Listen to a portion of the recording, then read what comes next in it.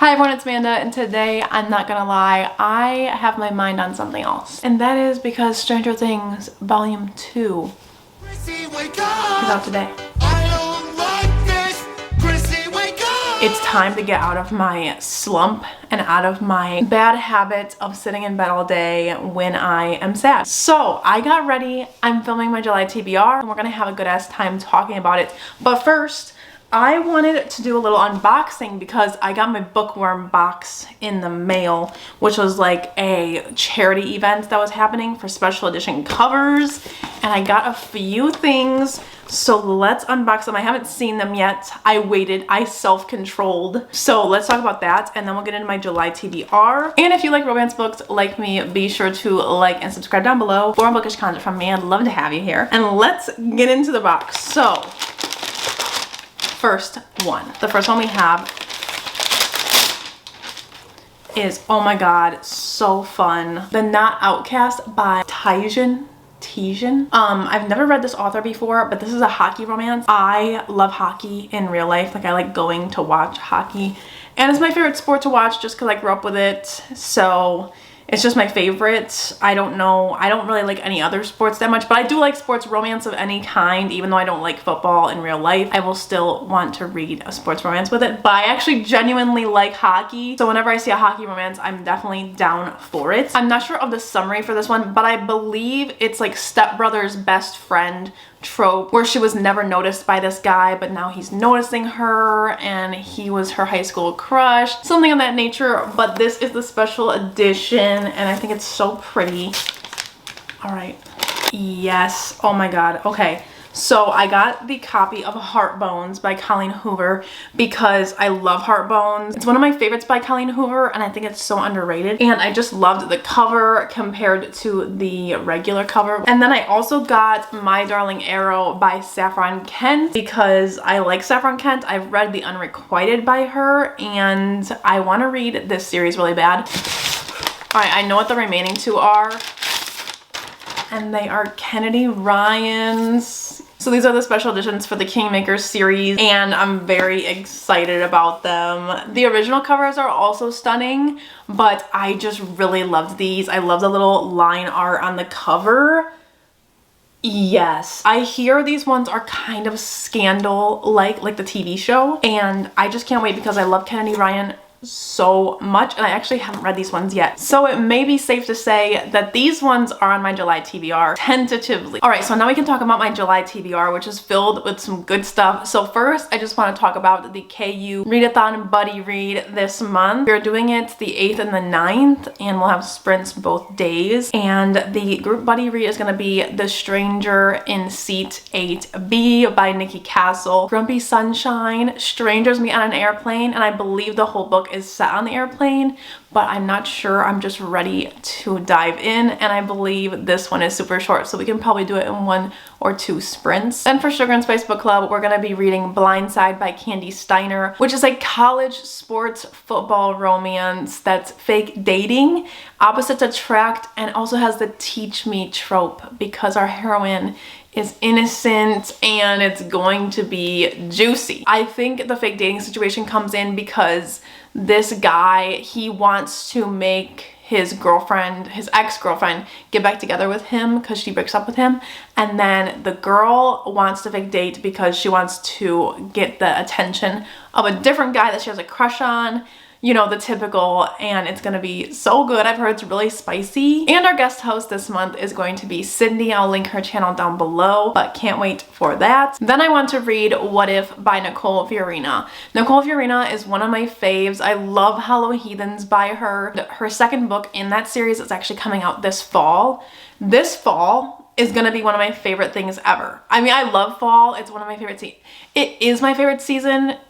I don't know. It's really hard because like I always flip-flop between personalities, but I would say that my favorite season is fall. I feel like it's just my vibe, and like it just fits the situation going on. So I love fall, and I love the romance books that I read in the fall time because I tend to read a lot of dark romance.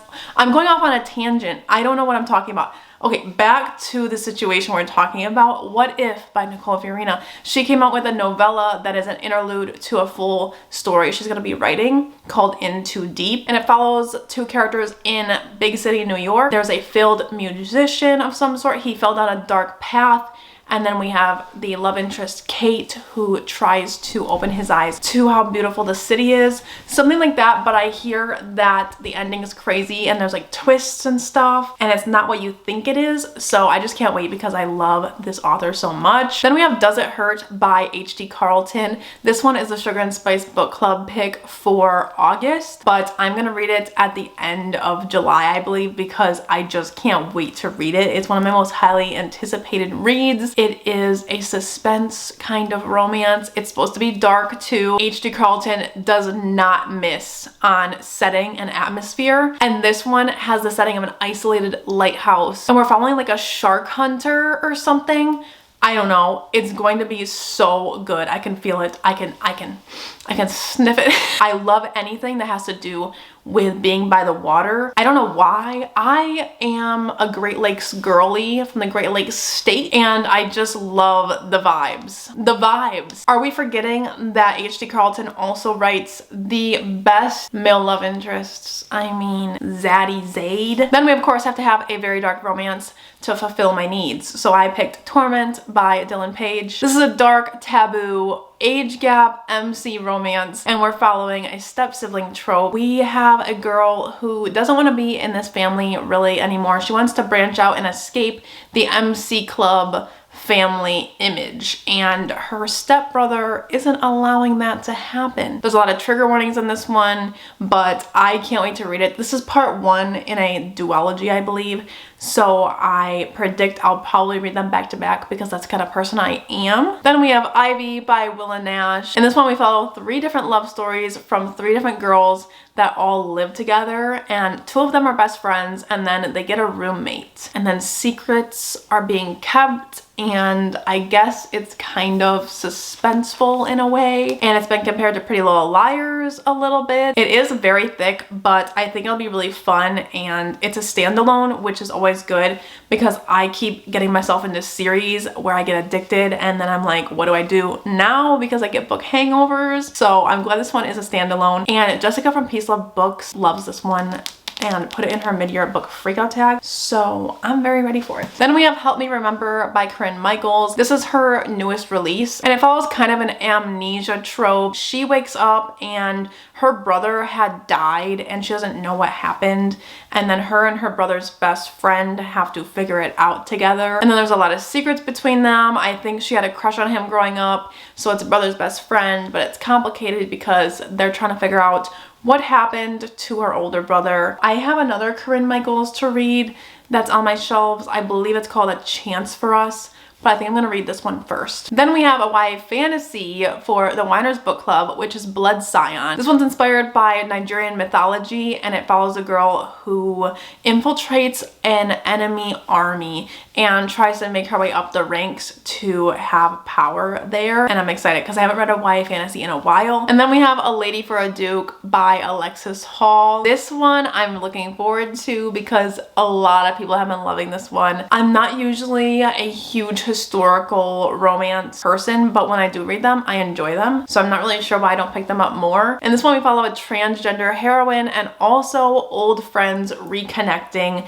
And I believe the Duke in this one, he is grieving and is not doing well. I think he's having some abuse of alcohol or something like that. So it's gonna be a really good one with a lot of commentary on real life shit. And it's just had really good reviews. So I'm definitely excited. Also, the cover is just so satisfying. It's my school colors as well. Like, maybe I'm biased, but also the yellow is just, it's serving something. Oh, I also forgot that I wanted to read Binding 13. It's in my living room and it's a chunky ass book, but it is a rugby romance, and I believe it's just a good time with summer vibes and shit. So I really want to read that one, and I might pick it up in July. But if you see it on my August TBR, I didn't say anything in this video. So those are all the books that I want to read this month. Let me know down below your most anticipated read for July, and be sure to like and subscribe down below for all the content that is coming your way. I have a dark romance reading vlog coming your way soon,